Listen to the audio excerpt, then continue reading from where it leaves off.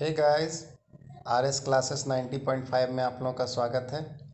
आज हम लोग देखने वाले हैं पॉलिटी का एक और सेक्शन जो है सिटीजनशिप। तो चलिए देखते हैं सिटीजनशिप का क्या मतलब होता है। The population of the state is divided into two classes. जो आपका राज्य का जो पॉपुलेशन है वो मेनली आपका दो क्लासेस में डिवाइड किया जाता है।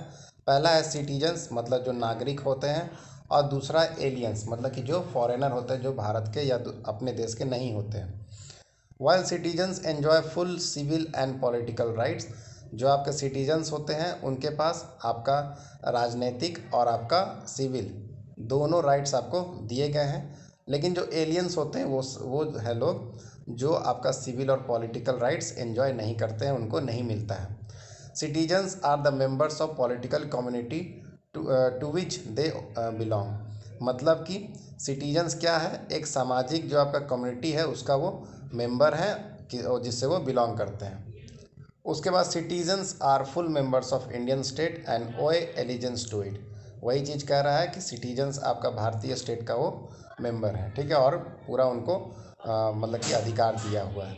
They enjoy all civil and political rights, वही चीज़ है, उनके पास सिविल और पॉलिटिकल राइट दोनों वो लोग वो एंजॉय करते हैं। अब चलते हैं पार्ट 2 ऑफ द कॉन्स्टिट्यूशन, मतलब कि जो आपका नागरिकता है, जो आपका पार्ट 2 में दिया हुआ है संविधान के, तो वो कवर करता है आर्टिकल 5 से 11।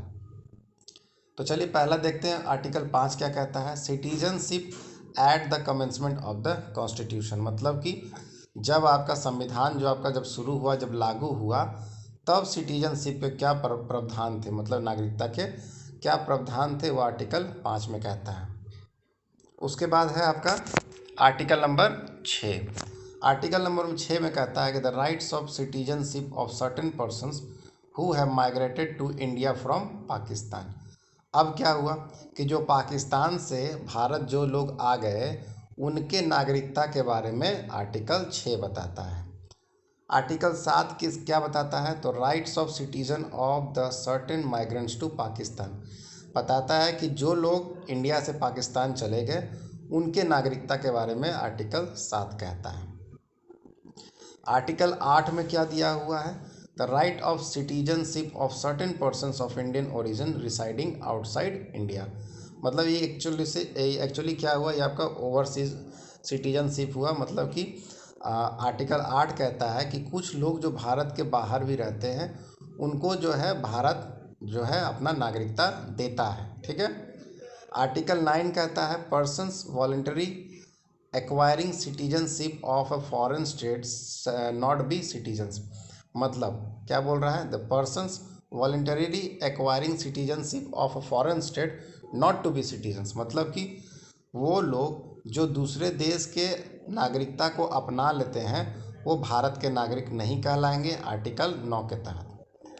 आर्टिकल 10 में कहता है continuance of the rights of citizenship, मतलब कि जो आपके नागरिकता है उनके अधिकार के बारे में आर्टिकल 10 बताता है। आर्टिकल 11 क्या बताता है, the parliament to regulate the right of citizenship by law, मतलब कि आपका जो संसद है वही आपका जो नागरिकता है उससे संबंधित जितना भी अधिकार है उसको रेगुलेट करेगा। अब चलते हैं, हम लोग देखते हैं थोड़े विस्तार से। The article of India provides for single citizenship, एकल नागरिकता भारतीय संविधान में दिया गया है। All persons residing in different parts of the country enjoy Indian citizenship, Bharat के किसी भी कोने में जो लोग रहते हैं, इंडियन जो रहते हैं, सभी को नागरिकता का प्रावधान मिला हुआ है आर्टिकल 5 के तहत। There is no separate citizenship of state, मतलब कि राज्य का कोई अलग से नागरिकता नहीं दिया जाएगा। According to the constitution the following 3 categories of persons are entitled to the citizenship. संविधान के तहत क्या है, 3 कैटेगरी के लोगों को आपका सिटीजनशिप दिया गया है या नागरिकता दिया गया है। पहला वो पर्सन जो भारतीय डोमिसाइल के हैं, ठीक है। दूसरा refugees who migrated to India from Pakistan, जो पाकिस्तान से भारत आ गए उनके लिए। And Indians living in other countries, भारतीय जो दूसरे देश में रह रहे हैं। पहला है domiciled persons include those with permanent homes in India, ठीक है, जिनके पास जो आपका घर है, परमानेंट घर है भारत में, उनको डोमिसाइल पर्सन्स इंक्लूड मतलब किया बताया जाता है। पर्सन्स बॉर्न इन इंडिया, जो भारत में जन्म लिया। Persons either of whose parents was born in Indian territory, वैसे मतलब बच्चे जिनके पेरेंट्स जो है भारत में ही जन्म लिए थे, and persons ordinarily residing in India for last at least 5 years, मतलब कि वैसे पर्सन्स जो भारत में कम से कम 5 सालों से रह रहे हों संविधान शुरू होने से पहले। मतलब जब संविधान आपका जब लागू हुआ था उससे पहले कम से कम 5 साल तक भारत में रहा हुआ होना चाहिए। Provided they had not voluntarily acquired the citizenship of some foreign countries, मतलब कि वो किसी दूसरे बाहरी देश का सिटीजनशिप को एक्वायर नहीं किया हुआ होना चाहिए। Acquisition and termination of citizenship, ठीक है। Rules regarding acquisition and termination of Indian citizenship have been laid down in the citizenship act of 1955, मतलब जो तरीका है, जो रूल्स है आपका, जो आपका मतलब कैसे सिटीजनशिप नागरिकता मिलेगा और कैसे उसका ख़त्म होगा, वो आपका सिटीजनशिप एक्ट ऑफ 1955 में दिया हुआ है। तो जो आपका सिटीजनशिप एक्वायर करता है, जो नागरिकता ग्रहण करता है, वो भारत में 5 तरीके से है। पहला है सिटीजनशिप बाय बर्थ, तो a person born in India on और after January 1950 is treated as citizen of India by birth, मतलब जिन्होंने जनवरी 1950 से पहले या उस दिन अगर भारत में जन्म लिया है तो वो आपका भारत का नागरिकता कहलाएगा, भारत का नागरिक कहलाएगा, सॉरी। उसके बाद है सिटीजनशिप बाय डिसेंट, मतलब कि a person who was residing outside India on और after 26 January 1950 is treated as the citizen of India by descent if his father was the citizen of India at the time of his birth. मतलब क्या कर रहा है, कह रहा है कि कोई वैसा पर्सन जो भारत के बाहर रह रहा था या रह रहा था, कब से, 26 जनवरी 1950 को या उसके बाद, तब उसमें क्या होगा कि सिटीजन कैसे वो भारतीय होगा, अगर उसके पिता ने भारत में जन्म लिया है, मतलब कि भारत में जन्मे हैं उसके पिता। उसके बाद आपका तीसरा पॉइंट कहता है सिटीजनशिप बाय रजिस्ट्रेशन। क्या है, the following categories of the persons can be registered as the citizens of India on the application by prescribed authority. अब देख लेते हैं किस प्रकार आपका सिटीजन जो है आपका एप्लीकेशन मतलब रजिस्ट्रेशन के माध्यम से भारतीय हो सकते हैं। तो पहला है persons of Indian origin who are ordinarily resident in India for 5 years before filling of application for registration, मतलब कि रजिस्ट्रेशन करने से पहले कम से कम 5 सालों तक भारत में रहे होंगे तो वही आपका रजिस्टर्ड कर सकते हैं और भारतीय नागरिक में गिनती हो सकते हैं। दूसरा है persons of Indian origin who are ordinarily resident in of any country और प्लेस ऑफ आउटसाइड इंडिया, मतलब क्या कह रहा है कि जो भारत के ओरिजिन के हैं, ठीक है, भारत के ओरिजिन में है लेकिन भारत के बाहर रह रहे हैं तो वो भी भारत के नागरिक कहलाएंगे। Women who are married to citizens of India, जैसे मान लीजिए बाहर के जो आपके औरत है लड़की है, अगर भारतीय से शादी जो है तो उसको भी भारतीय सिटीजनशिप मिल जाएगा। Minor children of persons who are citizens of India, वो भी कहलाएंगे। A persons of full age and capacity who are citizens of Commonwealth countries और द रिपब्लिक ऑफ आयरलैंड, मतलब कि जो आपका कॉमनवेल्थ कंट्रीज़ है उसके जो आपके सिटीजन हैं और आपके जो रिपब्लिक ऑफ आयरलैंड के हैं वो सब आपके भारतीय सिटीजन में गिनती हो सकते हैं। उसके बाद है citizenship by naturalisation. A person can acquire citizenship of India through naturalisation if he belongs to a country where the citizens of India are allowed to become subjects और the citizen of that country by naturalisation, ठीक है। renounces the citizenship of his country and intimates the renunciation to the government of India, मतलब कि आपका किसी दूसरे देश का जो सिटीजनशिप को उसको त्याग दिया है और भारत का सिटीजनशिप लेने के लिए वो मतलब कि तैयार है या आपसे मांगा है तो वो आपका भारत के सिटीजन में गिनती आ जाएगा। Has been residing in India और serving the government for 12 months before the date of making application for naturalisation, जो आपका नेचुरलाइजेशन है उसका एप्लीकेशन वो दिया उससे 12 महीने पहले तक वो भारत में रह रहा हो तो वो भी आपका भारतीय सिटीजन बन सकता है। पोजेसेस अ गुड कैरेक्टर, अच्छा कैरेक्टर होना चाहिए, ये कोई भारी बात नहीं है। Possesses workable knowledge of Indian language, भारतीय जो आपका लैंग्वेज है उसके बारे में जानकारी होना चाहिए उसको। Intends to reside in India और to serve other government of India after naturalisation, मतलब कि भारत के सरकार का जो है वो सर्व करने का, मतलब कि उसके अंदर से उसका इच्छा होना चाहिए, ठीक है। However the government of India can wave any और all of the above conditions in case of the persons who has rendered distinguished service in the case of philosophy, science, art, literature, world peace and the like, ठीक है। उसके बाद देखते हैं हम लोग bye incorporation of territory, मतलब कि if any new territory is added to India, ठीक है, कोई नया टेरिटरी भारत में ऐड किया गया, the government of India can specify the persons of the territory who shall be the citizens of India by reasons of the connection with the territory. मतलब क्या है, जैसे सिक्किम जो था ना भारत में जोड़ा गया था, तो क्या हुआ था कि वहाँ के सारे लोग भी जो थे भारतीय हो गए थे, भारत का सिटीजनशिप उनको मिल गया था। उसी प्रकार कह रहा है कि अगर भारत किसी टेरिटरी को एक्विज करता है, मतलब किसी को रखता है या लेता है, अपने में जोड़ता है, तो उसके लोग भी भारतीय नागरिक कहलाए जाएंगे, ठीक है।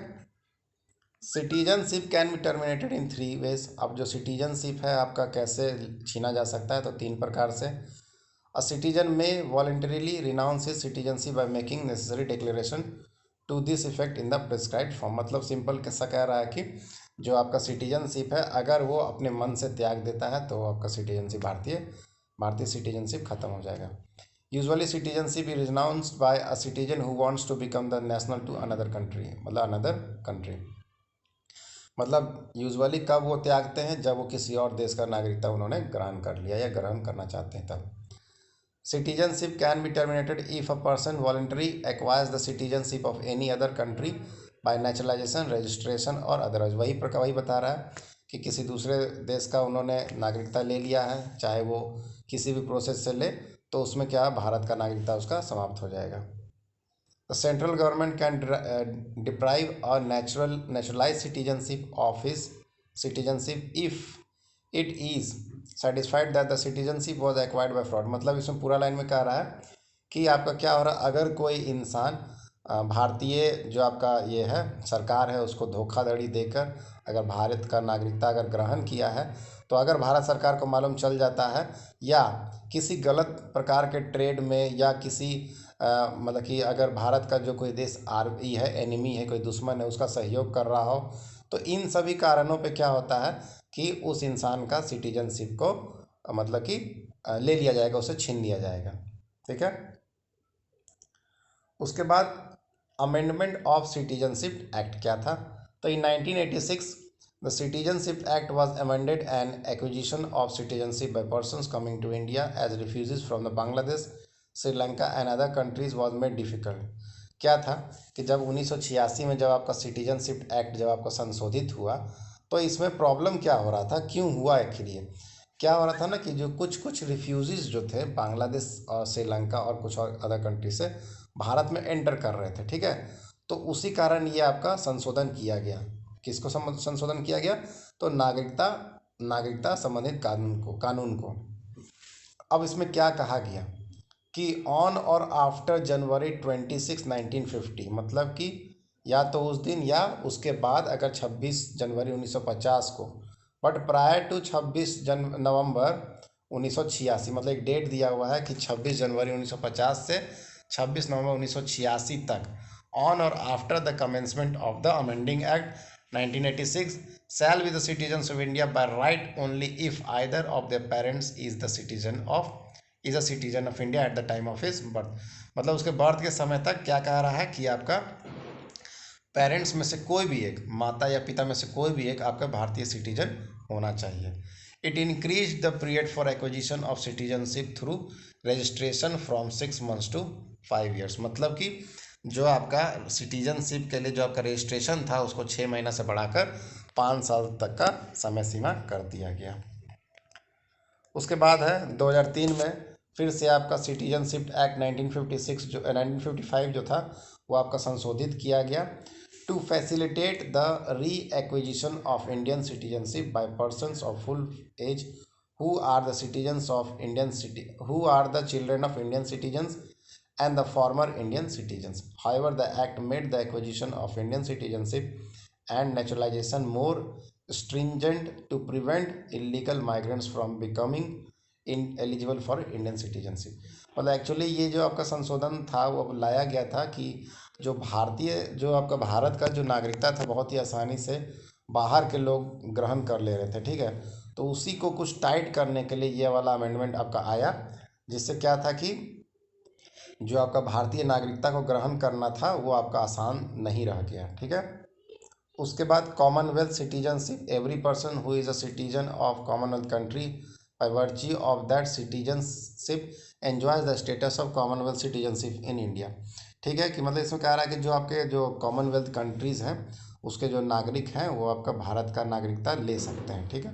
Indian citizenship act of 1955 empowers the central government to make provisions on the basis of reciprocity for the enforcement of all or any of the rights of the citizen of India on the citizens of UK, Australia, Canada, Ceylon, New Zealand, Pakistan and other Commonwealth countries, ठीक है। तो इसमें क्या था कि जो इन देशों के जो नागरिक हैं उनको नागरिकता देने का अधिकार भारत के सांसद को या सेंट्रल केंद्र सरकार को दिया गया था। किस एक्ट के तहत? तो इंडियन सिटीजनशिप एक्ट ऑफ 1955 के तहत।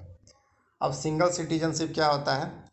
Another notable feature of the Indian citizenship is that the constitution recognises only one citizenship, मतलब एकल नागरिकता दिया गया है सभी नागरिकों को भारत के। Why is that of India? There is no separate state citizenship as in other federal countries. कुछ संघ जो आपके क्षेत्र हैं, जो आपके कुछ देश जो कि फेडरल कंट्रीज़ में गिनती आते हैं, उनमें क्या है कि आपका राज्य का भी नागरिकता है और आपका सेंट्रल का भी नागरिकता है, लेकिन भारत में ऐसा कुछ ऐसा नियम नहीं है, ठीक है। उसके बाद भारतीय नागरिक को बहुत सारे स्पेशल राइट्स दिए गए हैं, प्रिविलेजेस है, कुछ इम्यूनिटीज़ है, कुछ फैक्टर में कुछ सरकार के द्वारा कुछ प्रिविलेजेस दिया गया, मतलब बहुत सारे चीज़ है जो भारत के नागरिक एंजॉय करते हैं। Dual citizenship for the people of origin, मतलब कि पीपल ऑफ इंडियन या इंडिया ओरिजिन्स, इनके लिए क्या है कि भारत में डुअल नागरिकता का प्रावधान दिया गया है। 16 कंट्रीज़ है उन वहाँ जो भारतीय रहते हैं उनके लिए। पहला है Australia, Canada, Finland, France, Greece, Ireland, Israel, Italy, the Netherlands, New Zealand, पुर्तगाल, Cyprus, Sweden, Switzerland, UK and United States of America. मतलब ये जो 16 कंट्री हैं जो यहाँ पे भारतीय रह रहे हैं उनको क्या है कि आपका डुअल सिटीजनशिप का मान्यता दिया गया है। ये आपका संशोधन कब लाया गया? तो 2003 में। उसके बाद देखते हैं कि जनवरी 2006 में क्या हुआ कि Indian government has introduce the overseas citizenship. जो आपका जनवरी 2006 में क्या हुआ कि OCI जो कि Indian overseas citizenship of India का जो प्रावधान है भारतीय सरकार ने लाया था कुछ लिमिटेड लोगों के लिए, ठीक है। The citizenship amendment ordinance 2005 was promulgated in June 2005 and an act was passed in August 2005। अब क्या हुआ कि अगस्त 2005 में ये ऑर्डिनेंस आया, जून 2005 में आया और आपका अगस्त 2005 में ये पास हो गया था। The amended act enables the central government to register, ठीक है, और कुछ नहीं इसमें। उसके बाद देख लेते हैं register as overseas citizen of India and person of full age and capacity. मतलब क्या हुआ था कि आपका इसमें क्या हुआ, सरकार ने, जो केंद्र सरकार है, उन्होंने ये पावर दे दिया गया कि उनको ये ओवरसीज सिटीजनशिप जो है भारत का मिल सके कुछ पर्सन्स को, ठीक है। Who is a citizen of any other country now but was a citizen of India at the time of or at any time after the commencement of the Constitution of India on 26th January 1950। मतलब overseas citizenship किनको दिया गया है? तो वैसे citizen को दिया गया है जो भारत में रहे थे, ठीक है, संविधान के लागू होने से पहले भारत में थे, तो उनको सिटीजनशिप क्या, किस तरह का citizenship? Overseas citizenship of India दिया जा सकता है।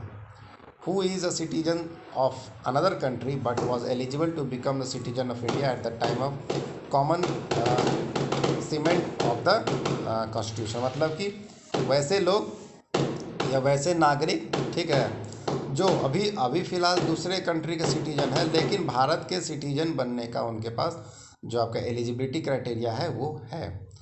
Who is a citizen of another country, अभी फिलहाल वो किसी और दूसरे देश का सिटीजन है, but belong to be the territory that became the part of India after the 15 August of 1957। मतलब कि अभी तो दूसरे देश का सिटीजन है, लेकिन उस समय क्या था कि जो टेरिटरी भारत में था उसका वो सिटीजन बिलोंग करता था। तो वैसे लोग भी आपका ओवरसीज सिटीजनशिप के अंतर्गत आ सकते हैं। हु इज चाइल्ड और grandchild of such a citizen और a minor child of a person mentioned in all of the above. ठीक है, नो पर्सन्स हु इज और has been citizen of Pakistan और Bangladesh shall be eligible to be registered as OCI। मतलब कि कोई भी वैसा पर्सन जो आपका पाकिस्तान या बांग्लादेश का आपका बिलोंग करता है उनको आप रजिस्टर नहीं कर सकते हैं सिटीजनशिप, ओवरसीज सिटीजनशिप के लिए। उसके बाद है प्रवासी भारतीय दिवस। क्या है ये? आपका 9 जनवरी को मनाया जाता है हर साल। ठीक है, यह आपका महात्मा गांधी के जो भारत में जो रिटर्न हुए थे साउथ अफ्रीका से, उसके डेट के लिए ही, उसका मतलब खुशी के लिए, उसको प्रकट करने के लिए 9 जनवरी को आपका भारतीय प्रवासी दिवस मनाया जाता है।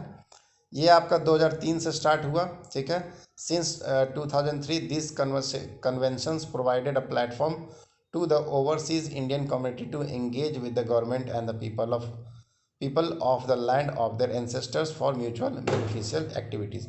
क्या हुआ, 2003 के बाद ये लागू हुआ और इसमें बोला गया कि आपका जो भारतीय जो ओवरसीज सिटीजन है उनको भारत से इंगेज होने के लिए ये आपका मौका दिया गया, इसीलिए ये आपका प्रवासी भारतीय दिवस को शुरुआत किया गया। The decision to celebrate the Pravasi Bharatiya Divas was taken in accordance with the recommendations of the high level committee. एक बहुत ही हाई लेवल कमेटी बना था इस चीज़ को लागू करने के लिए, सेलिब्रेट करने के लिए, on the Indian diaspora setup by the government of India under the chairmanship of doctor LM Singhvi.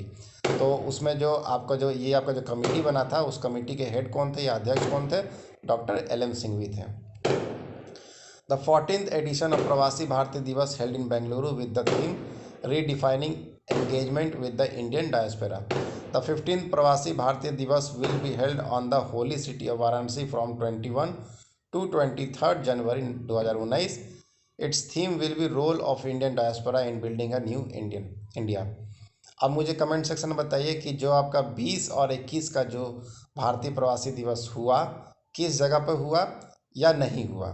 Comment section में ज़रूर से इसका जवाब दें। तो चलिए, आज का लेक्चर यही समाप्त होता है। लेक्चर अच्छा लगा हो तो प्लीज़ लाइक, सब्सक्राइब, शेयर जरूर कर दें। अगला जो आपका लेक्चर आएगा उसमें हम लोग इस चैप्टर का टोटल क्वेश्चन आंसर्स 2-3 वीडियो में करके कंप्लीट करेंगे। तो चलिए, थैंक यू वेरी मच।